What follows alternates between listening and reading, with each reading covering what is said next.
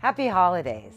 Today I've got a year-end treat for you. I'm partnering with veteran game designer Osama Dorias to review the top 10 innovative games of 2021. Osama is one of the most delightful people I know.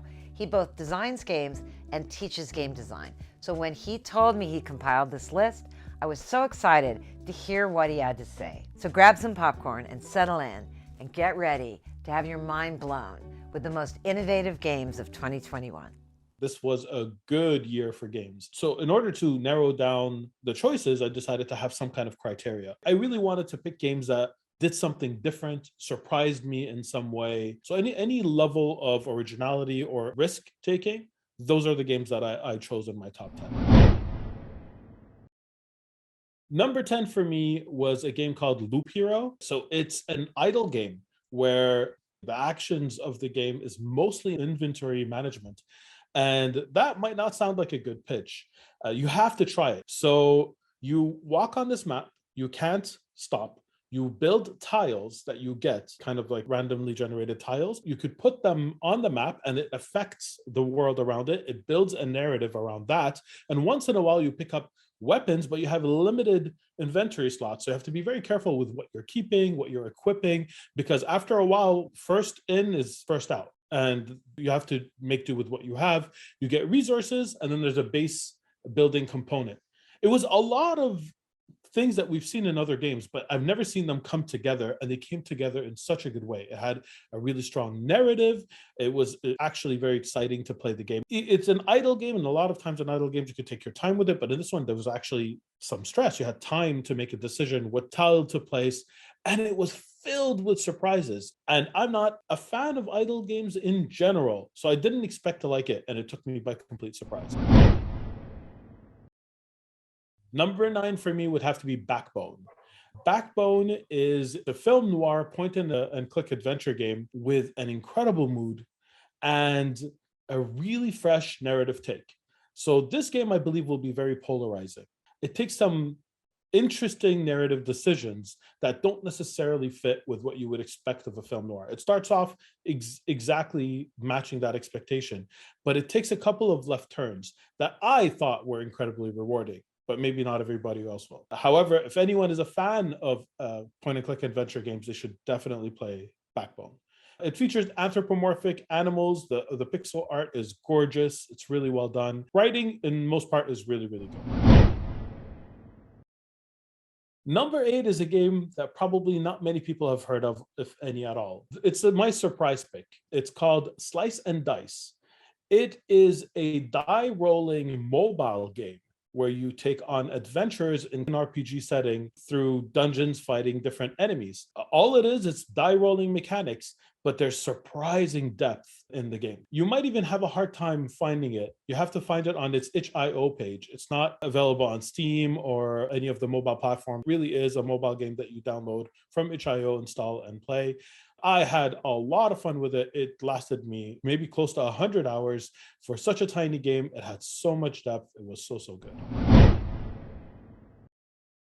Number 7 is Guardians of the Galaxy. It came in late this year. It was released maybe just a couple of months ago. The game is about the Guardians of the Galaxy, the Marvel superhero team that had a big movie, a couple of big movies, and were part of the whole MCU. Mechanically, it's normal. It's a good game. It had a couple of interesting things where you play as Star-Lord and you have the other Guardians join you on an adventure. What was really good about it, exceptionally good about it, is the banter that happens between all of the characters while you're playing was actually really good. It was really good writing. I found myself really interested in what they had to say, the personality shown through, and I laughed out loud way more times than I think I have in a video game in recent memory, maybe even in forever. And I highly recommend it for that alone. There were even sequences where I'm going through a map and I get to a point where I know this is the end of the map.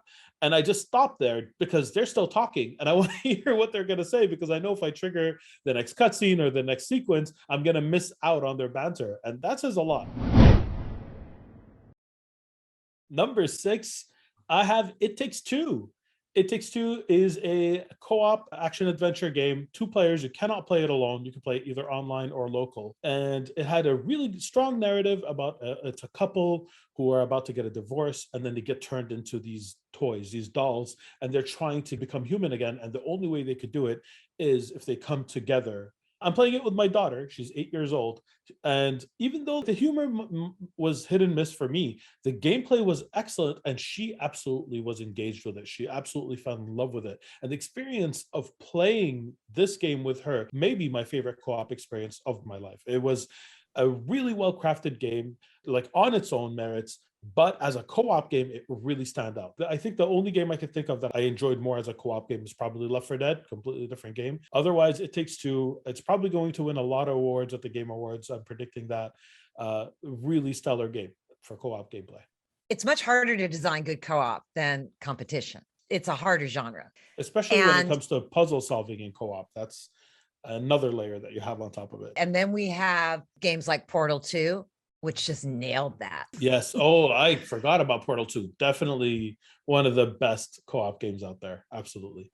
Being able to play with someone close to you and have a powerful experience that you might even talk about after or between sessions. It's about after you put the kids to bed, what do you do with your wife? Or your kid's old enough to play now, what can you play with them? Your best friend moved across the country, how can you stay connected?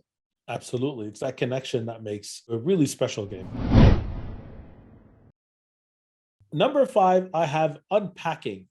So the way I would describe Unpacking, it's a reverse hidden object game where normally in hidden object games, you have a room and you have to look for items. In this game, you have a room that's empty. You have items in boxes and you have to put them in their place. That was actually a satisfying experience on its own. It was like, oh, okay, this goes here, this goes there. It felt good to put things in order. What really surprised me was that there was a layer of narrative that was uncovered as we progressed through the different rooms. You saw the story of a person who was first living with their parents, unpacking because they possibly bought a house. Then they're living with their housemates when they go to college. Then they moved in with their boyfriend later on. And what they chose to take with them told a story, where they were able to put things told a story. And the story was emotional. It was actually a really strong story. It's not a game I expected to be a narrative game that I actually paid attention to details in that way. Took me by complete surprise. Excellent game. I would recommend it for anyone. Like everyone in my family would play it or watch each other play it.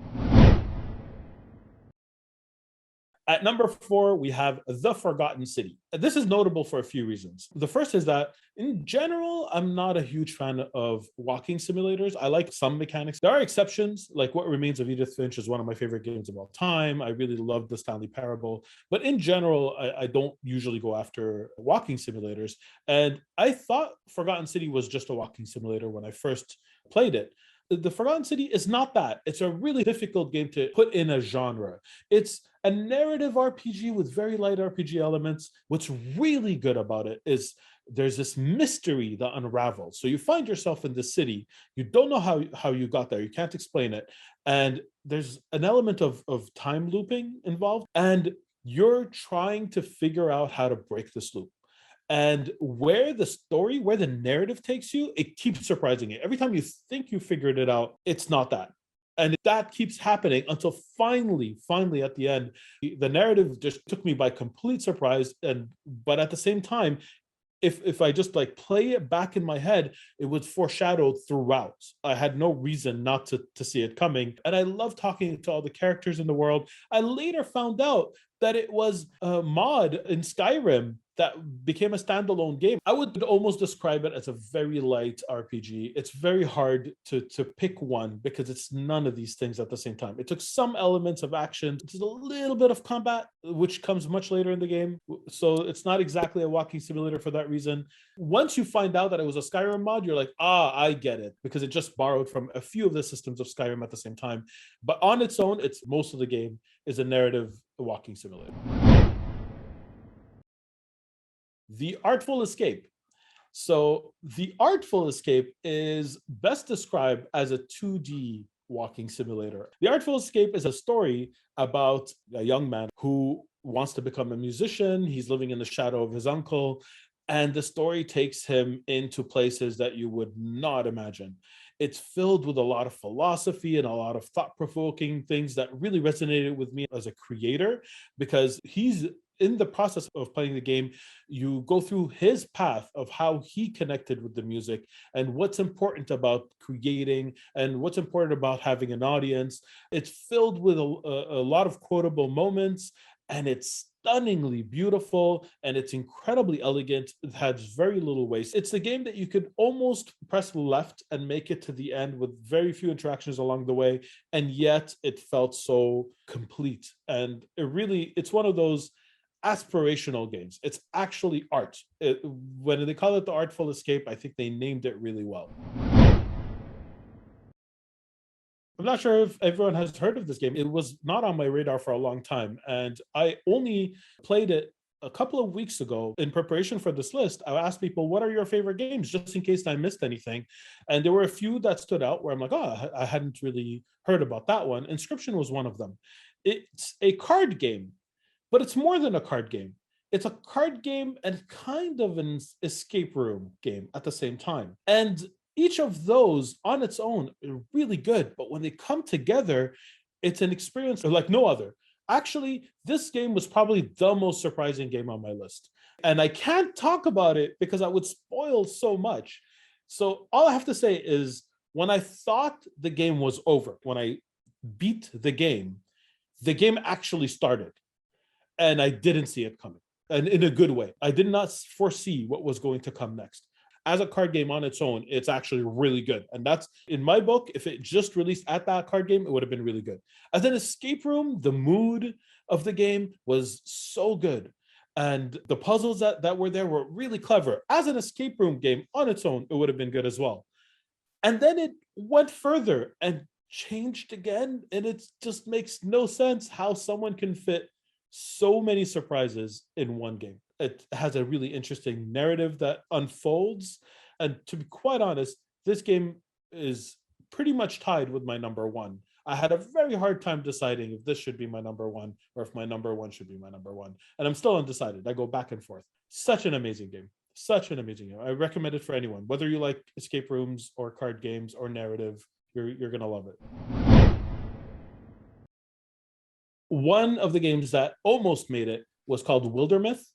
It's a narrative game where it's almost takes the place of a D&D game where you can play with friends, create your character, and it tells the story really cleverly with comic book panels. It's not like D&D because you don't need a dungeon master. The game takes the place of the dungeon master, but everything else, it feels like that. It has modules that are different stories. It has a lot of longevity, but the game itself is actually pretty solid.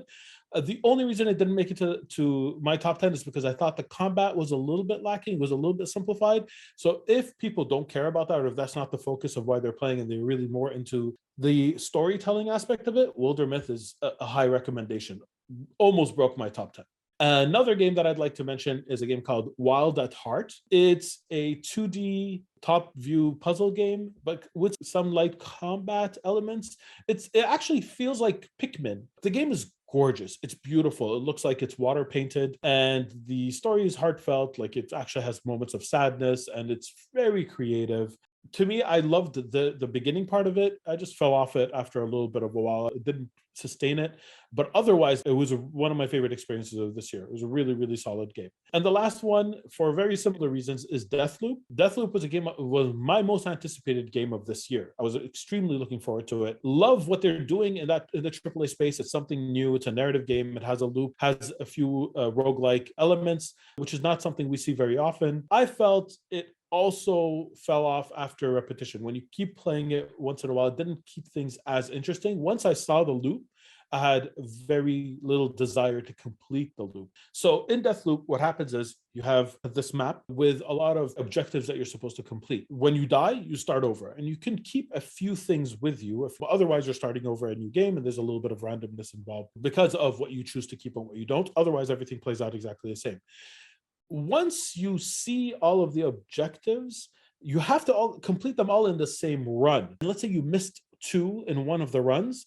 With each failure, it became a chore to try to just time it all right. Instead of that feeling of accomplishment, I did 3 now, I did 5 now, I did 6 now. It's like, oh, I have to do these again. There were diminishing returns on that. Initially, it was great. It's like, I discovered something new. Yes, I was able to chain these two together. Oh, this is the right order. But after a while, it just became tedious to try to do it perfectly, and I fell off it for that reason.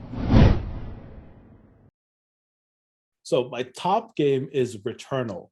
There's so many good things to say about this game in terms of the mood, like that feeling of dread and hopelessness that they put into it, the narrative, how elegant it is, the game feel, it's gorgeous. It's a third action, also looping game. I think this was one of the themes for 2021.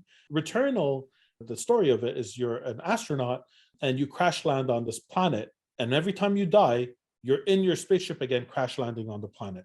But you retain your memories from before. And there's a narrative around that. Other than that, you don't know anything about the game going into it, and you discover the rest. Like, how long has this been going on? How many times have you crash landed? What are the different things? It has some roguelike elements because some things carry over in your progression, but not a lot. So it's roguelite in that sense. Like, the game is, I don't use this term lightly, it is a masterpiece. It is a masterpiece because every single facet of it was well crafted.